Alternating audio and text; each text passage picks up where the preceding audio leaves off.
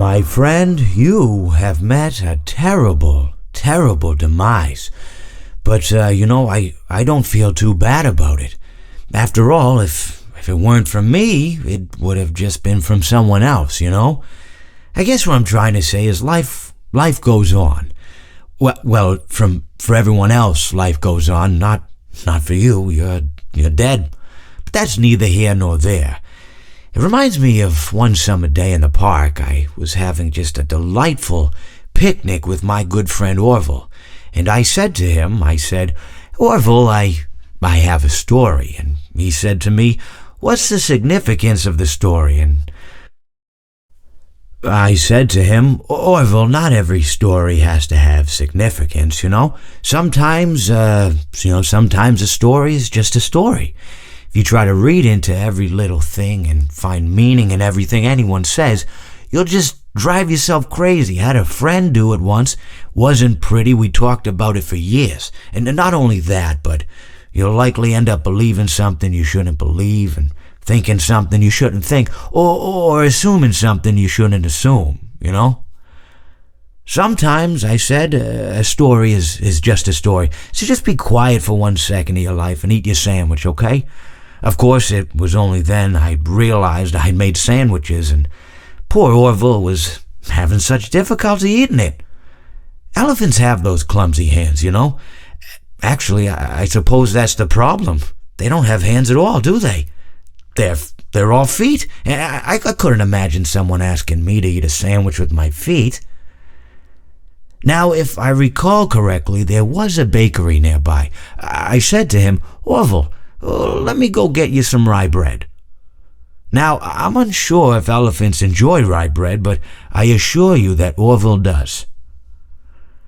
Now, this was on a Tuesday, which was good because rye bread was always fresh on Tuesday. They made sourdough bread on Monday and threw it out Wednesday, or rather they sold it at a discount for people wanting to feed the ducks, and then probably at the end of the day, finally they threw it all out. I don't recall. I do remember a man who would bring his son to the bakery every Wednesday and then go feed the ducks. He would buy all of the sourdough bread. Of course, you're not supposed to feed the ducks sourdough bread at all. It swells up in their stomach and then they all die. At least that's what I've heard. I never saw any ducks die myself, but I did notice a substantial decrease in the duck population over the course of a few years. I just never thought to stop the man and tell him that he was killing the ducks by feeding them sourdough bread. And if you want my opinion on the matter, and I told Orville this as well, if you want to feed ducks, or birds, or any kind for that matter, it's best to buy seed. I mean, when you think about it, breads of any sort don't occur in nature. They don't grow on trees or spring up from the bushes. I don't think birds know what to do with bread. What was I saying? Oh, yes. So I bought Orville some rye bread. What a fine day it was.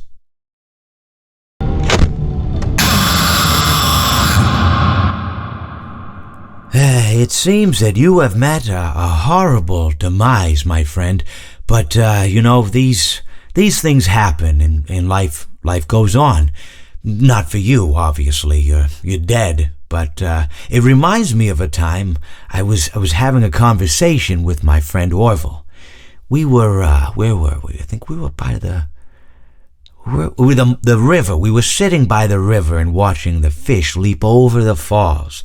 And I said to Orville, sometimes I feel like a fish leaping over and over again, always trying to get somewhere, though I don't know where, only to find myself in the jaws of a beast.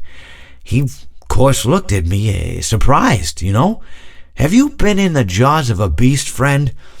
To which I said, no, of course not, Orville. I said, no. I simply meant that life can seem like a relentless endeavor to overcome meaningless obstacles, only to meet an equally meaningless fate regardless of your efforts, regardless of the obstacles you've passed.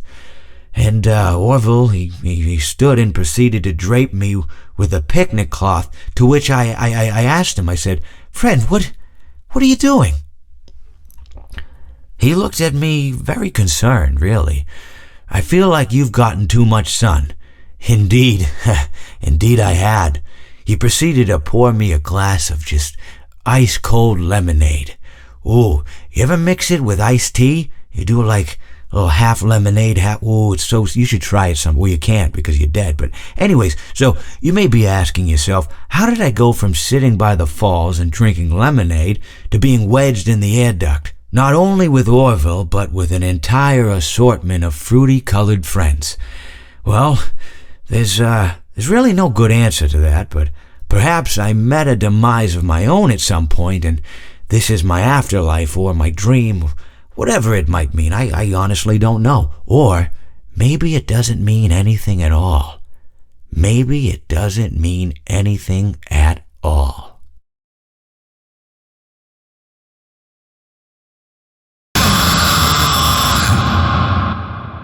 Well, it seems that your journey has ended.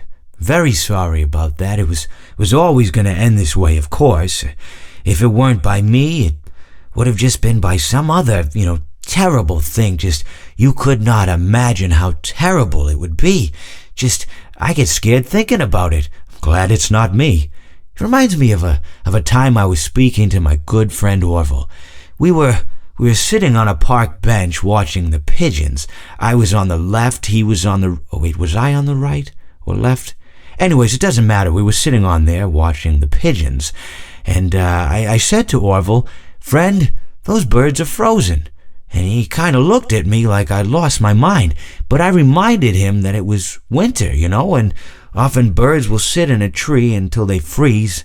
And then they sort of fall to the ground until the sun warms up and they can, move around again. So I said to Orville, "You might as well save those breadcrumbs until the birds thaw, because they can't very well enjoy them in the condition they're in."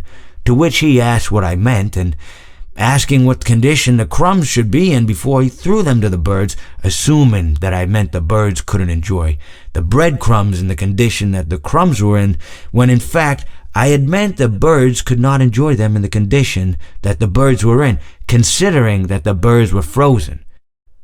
So he took a moment and then threw his last handful onto the ground.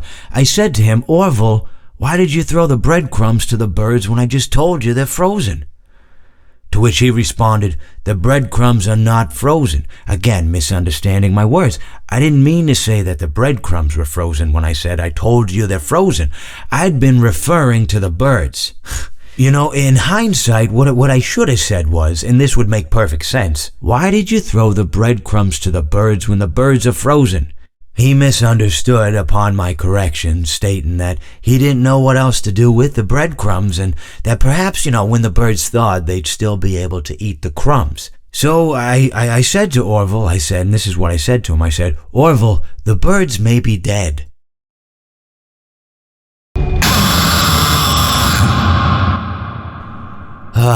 It seems that you have met your end. What a pity. I don't feel too bad about it, though. After all, if it weren't me, it would have just been one of the others, I guess. I'm honestly just glad to be out of those air ducts. It's not easy for a hippopotamus to fit up there, and not easy to get down either, and not as young as I used to be, as you can see. I used to be able to do all the sorts of things. You're young, you're vibrant, you have that sort of pep in your step. It reminds me of a conversation I was having with one of my good friends, Orville. We were having a nice picnic one day.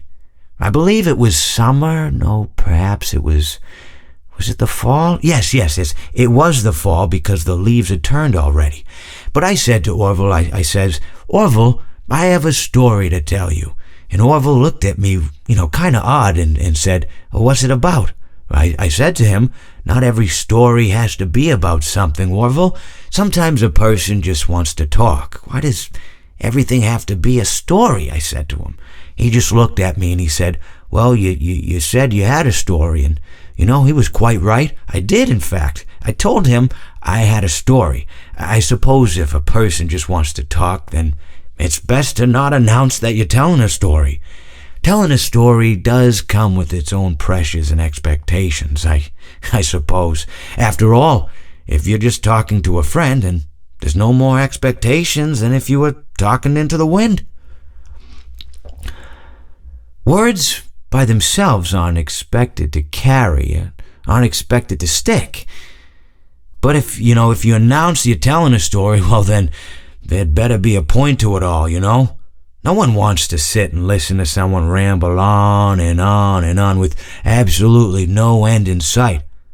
So, it's good to be mindful that when you tell someone that you're about to tell a story, that you have something to say.